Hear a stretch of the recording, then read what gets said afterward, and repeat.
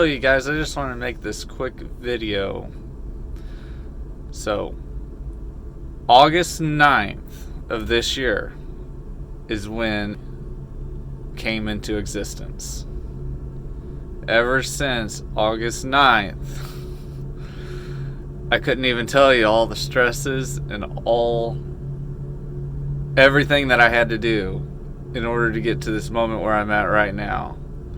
And me are beyond ecstatic. Today, right at this moment, is being loaded in Maryland Heights, Missouri, with a load going to Warrensburg, Missouri, paying an outrageous $5.66 a mile. For comparison,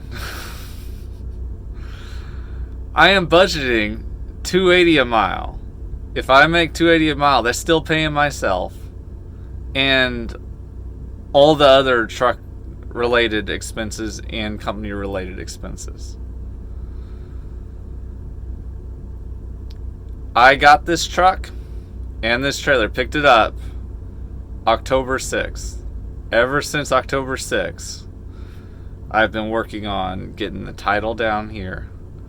And I had the title for the trailer, but then there was a hiccup even with the trailer, getting it registered. And all this stuff, like, I never would have imagined would have happened. So the title, got the truck, picked it up, drove it up, got the trailer, and then brought it back down to Missouri. Had it back on the 7th of October.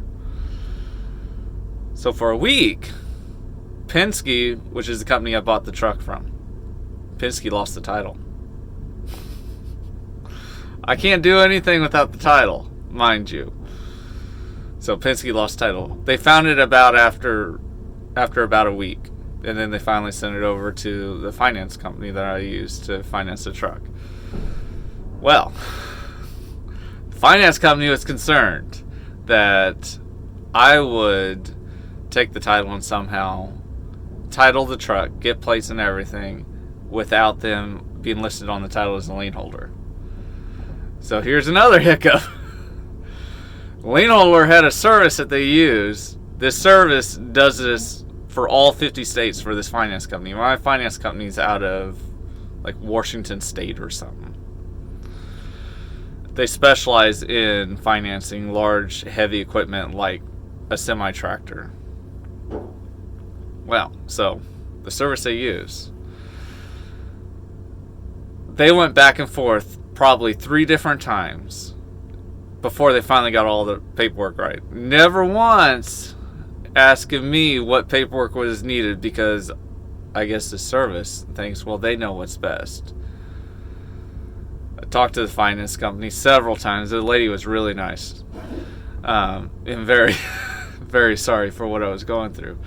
And she was doing all she could, but every time I'd call her, I'm like, can I get an update? And she'd be like, you still haven't got it. I'm so sorry.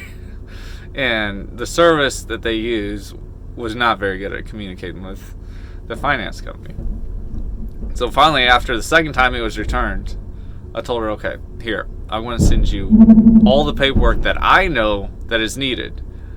And I don't care if it's duplicates. I really don't care. You send this to the service.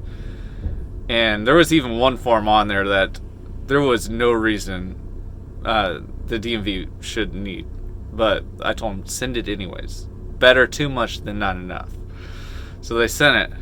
And then finally, last Friday, it was shipped. It ended up being shipped too late for UPS to pick it up. So UPS picked it up that Monday, delivered it Tuesday. Tuesday I go in. By this point, I think the DMV knows me by name. There were the last 3 times I went to the DMV, the supervisor, she walks up to the front desk and she's like, you're here for your title again, aren't you? You still haven't got that. And she's like, not being mean about it, but she's kind of laughing about it like, I can't believe that you still haven't got your title. But finally went up there and they looked and they're like, oh, And I think the lady was actually praying, like silently praying while she was typing in the numbers and waiting for it to load. And then it loaded. Finally, I got the title receipt, which is all I needed for MoDOT to be able to give me all the other stuff that I needed for the company. So, got the title receipt. We were like, the lady at the front, supervisor, and me, we were all super ecstatic, which is kind of special, I think, because I don't know, you wouldn't think that you'd find that at the DMV. And trust me, there was plenty of times I was plenty fed up with that DMV too, but that's another story. So I finally get the title receipt, take it to MoDOT, and I bring this huge folder in. The lady looks at me and just starts laughing. I'm like, I'm not coming back. I got everything and then some. I mean, I even had a front copy of our federal taxes, because I'm like, it said I might need this. So if it says might, it's in this folder. This folder, I got everything that said you might need, I got in here. So she goes through all the paperwork. It takes about an hour. Then I walk out with my portion plate, which is what I needed to be able to run legally in the semi. I got my portion plate for the semi. Last week, I got my regular plate for the trailer, which Missouri, they don't need a portion plate for the trailer. I forgot to tell you, the hiccup with the trailer, I used one of the credit unions. They tried putting the trailer in my name.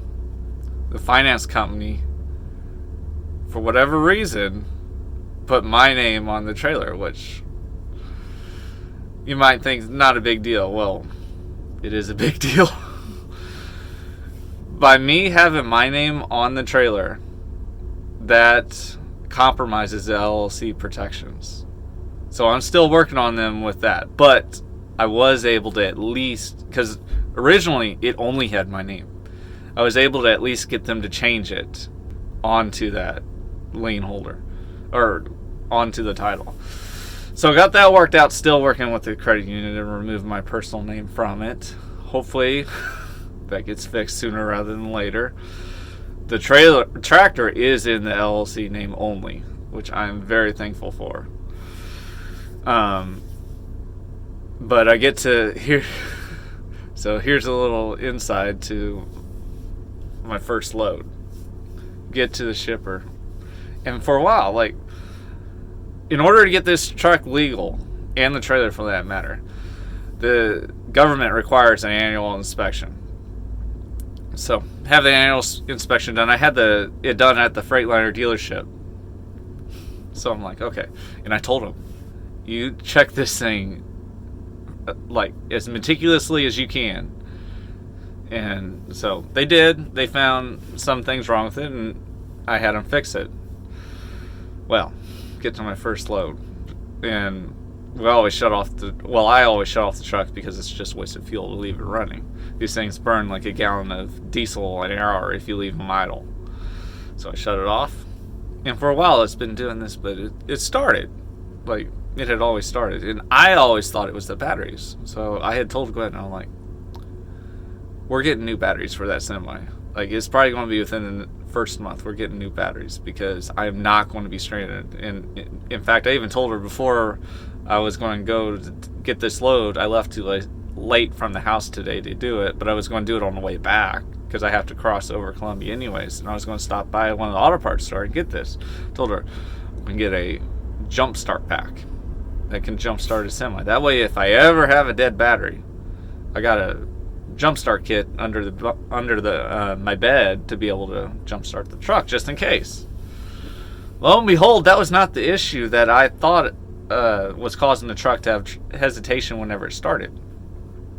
So, and I know this because of what happened today. So every other time it would have hesitation, it would start. It would just kind of hesitate a little bit, and then finally it would start. And I'm like, okay, that's probably low batteries, bad batteries. Well, get to the shipper, open my doors, move the tandems all the way to the back of the trailer, and I get in the truck, turn the key, I'm like, crud, that ain't good. These trucks have a starter protection, at least the newer trucks, to where you do not burn up the starter. I tried starting it again. This truck just so happens doesn't tell you when that is. A lot of trucks, it'll give you a message on the dash saying starter protection enabled or something. And then it'll normally give you a countdown how long you could wait. It didn't do that. So I had no clue that's what it did. Like, crud, one of the batteries are shot. I'm here sweating bullets. I'm on a hill, though. I am on a hill. There's a guy parked in front of me waiting for a trailer, or waiting for one of the dock doors too. I kindly asked him if he could pull up just a little bit so I could roll start it. Walk up there. It was probably just 10-15 minutes from the last time I tried starting a truck. Get back in the truck. Just out of habit, I tried starting it. Started right up. What's that tell me? It's not the batteries. I need a new starter. Which is good and bad. There's tricks to be able to get a starter to start, and some of you might already know this. If your starter starts going out, if you got a hammer or just something hard like a hammer, you just start pounding that thing, it'll start normally. But you want to get that starter replaced as soon as you can. So on the way across, before I leave out of St. Louis, there's a Freightliner dealership on the way that closes at midnight.